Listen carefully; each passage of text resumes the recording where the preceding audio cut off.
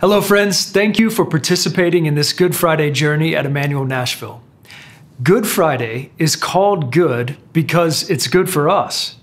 But Good Friday was not good for Jesus. For Jesus, it was the darkest day of all.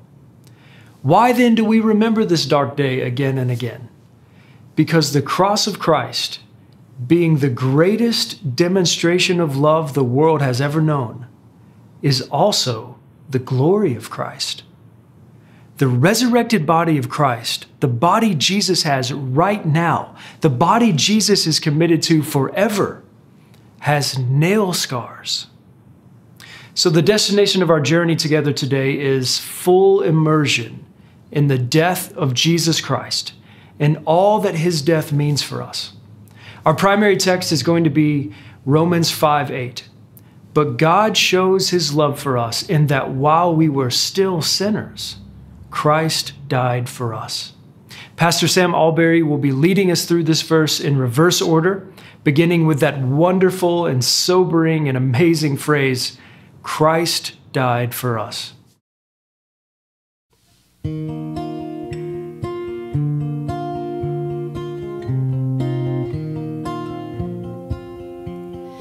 Oh, to see the dawn of the darkest day, Christ on the road to Calvary,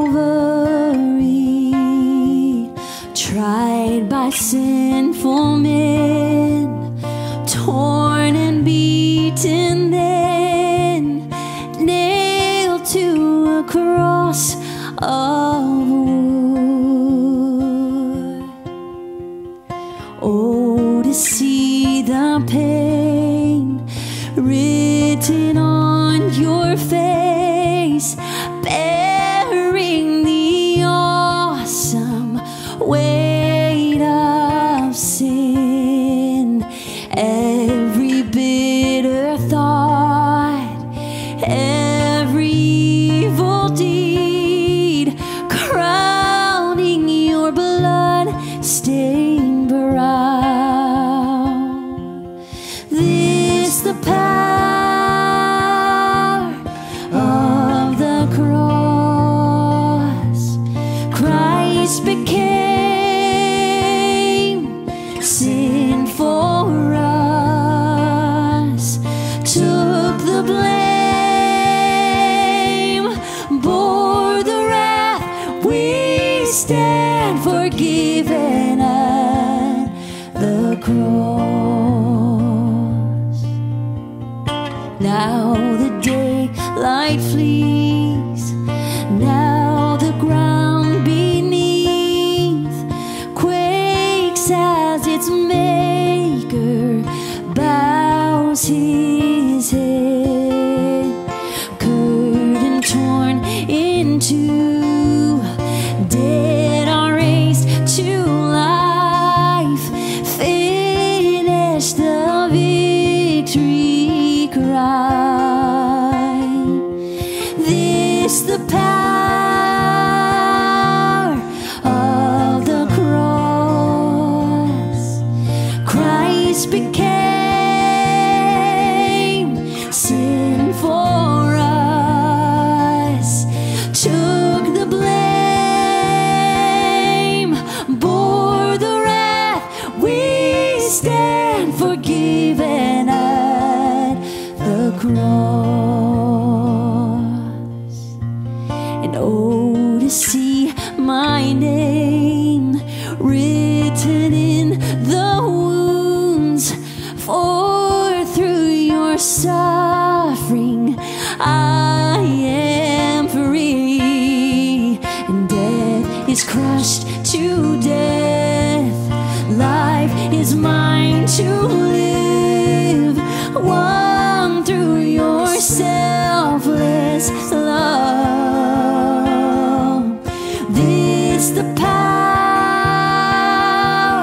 of the cross. Son of God, slain for us. What a love,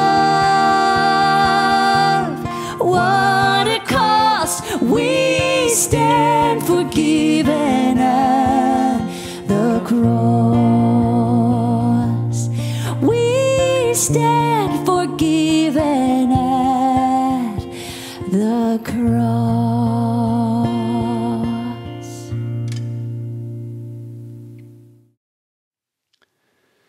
Behold, my servant shall act wisely. He shall be high and lifted up, and he shall be exalted.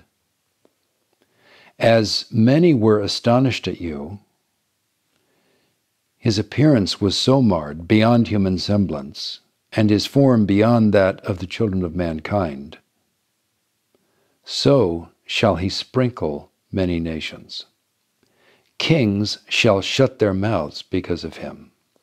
For that which had not been told them, they see, and that which they have not heard, they understand. Who has believed what he has heard from us, and to whom has the arm of the Lord been revealed? For he grew up before him like a young plant, and like a root out of dry ground. He had no form or majesty that we should look at him, and no beauty that we should desire him. He was despised and rejected by men, a man of sorrows and acquainted with grief. And as one from whom men hide their faces, he was despised, and we esteemed him not. Isaiah 52:13 through 53:3. Good Friday is the day that death died. We don't normally like to think about death in the season we're in at the moment. We're forced to be more conscious of it. The news now has a daily tally of the number of people who've died from COVID-19 in our own part of the world. But normally it's something we would much rather ignore. We do a lot of things to put it out of our mind. We do a lot of things even to delay it. But none of us can do anything to avoid it. Death happens to all of us.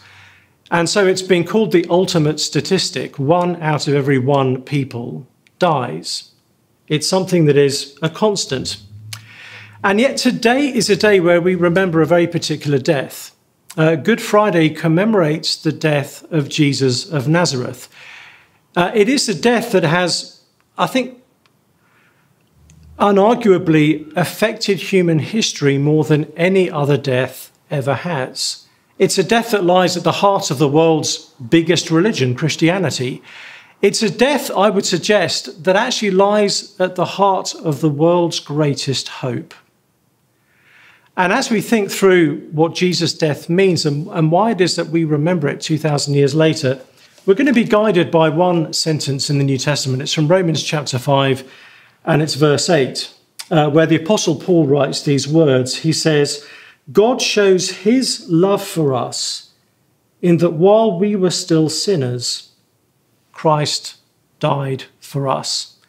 It's just one sentence, but it's a sentence that can change the course of our lives. Paul says, God shows his love for us in that while we were still sinners, Christ died for us. Paul is making this bizarre claim that the death of Jesus has something to do with God's love. The very thing that would most ordinarily cause us to question God's love, the death of someone, in this case takes us to the very heart of God's love for us. So what is it about the death of Jesus that can mean so much? Well, this verse gives us a couple of clues. We're just going to look at the last few words of it in this reflection now. Paul says that Christ died for us. Think about the word Christ. Christ is not Jesus' last name. Jesus was not the son of Joseph and Mary Christ. You don't sort of put him under C in your contacts. No, Christ is not a name. Christ is a title. Literally, it means anointed one. It's also known as Messiah. And it was a title given to God's king in the Old Testament. The person through whom God would fulfill all of his purposes. The person through whom God would right every single wrong. The person through whom, in the words of Lord of the Rings, every sad thing would come untrue. And so the claim of Christianity is that Jesus is no ordinary person. He is the Christ. And during his lifetime, many people believed him to be the Christ, but then he died.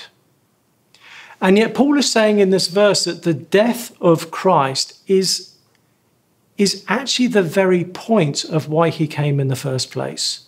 All that he was going to do as the Christ was going to be achieved through his death. So Paul says it is the Christ who died for us. This is no normal person. And he also says, secondly, that the Christ died for us. This is no normal death. Jesus' death was not meaningless. It was not without purpose. Paul is saying it is for us. It is for the benefit of us in some way. And so for Jesus, his death was not just the sort of normal process by which his life ended. His death achieved something. Specifically, it achieved something for others.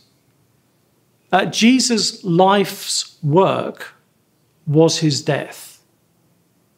His death was going to be the means through which God would do all the things his king was meant to do for us. So it is through the death of Jesus that every sad thing for us can come untrue. It is through the death of Jesus that the very wrongs in our own lives can begin to be made right. So Jesus' death is no normal death because Jesus is no normal person. But Paul is also showing us something else. By saying that the Christ had to die for us, Paul isn't just saying something about the Christ, he's saying something about us. We can't understand Good Friday without being confronted with something actually quite uncomfortable about ourselves. We're not going to make sense of Jesus unless we allow Jesus to make sense of us. We can't understand the love of God for us unless we understand ourselves. And so Good Friday points us to Jesus, but it points us to Jesus in a way that forces us to look at ourselves and to ask some pretty significant questions.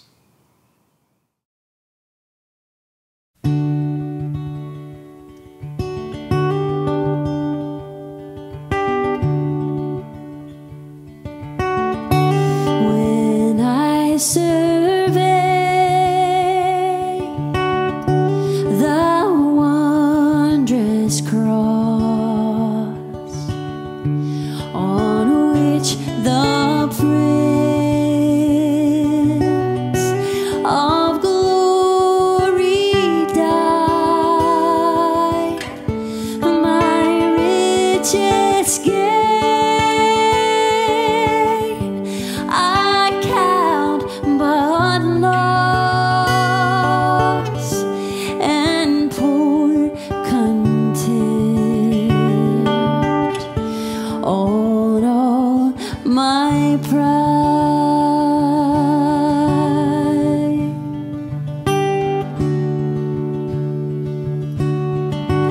Forbid it, Lord, that I should boast, save in the death of Christ my God. All the vain things that charm me most, I sacrifice them to his blood. See from his head, his hands, his feet, sorrow and love flow mingled down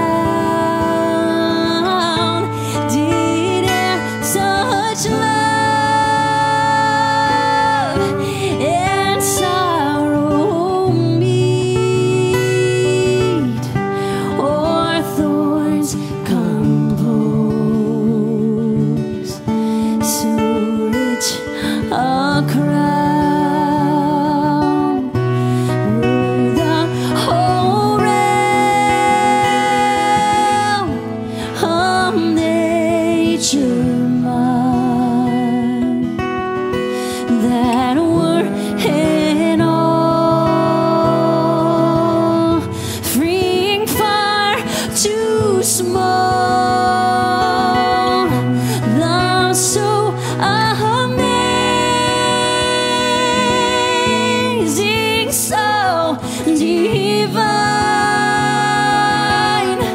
demands my soul, my life, my all demands my soul,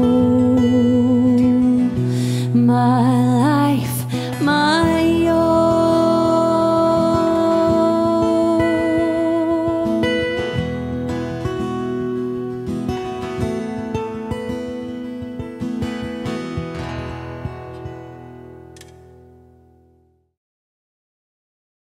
As we look forward to the next leg of our journey together, let's meditate on those 4 words from Romans 5:8.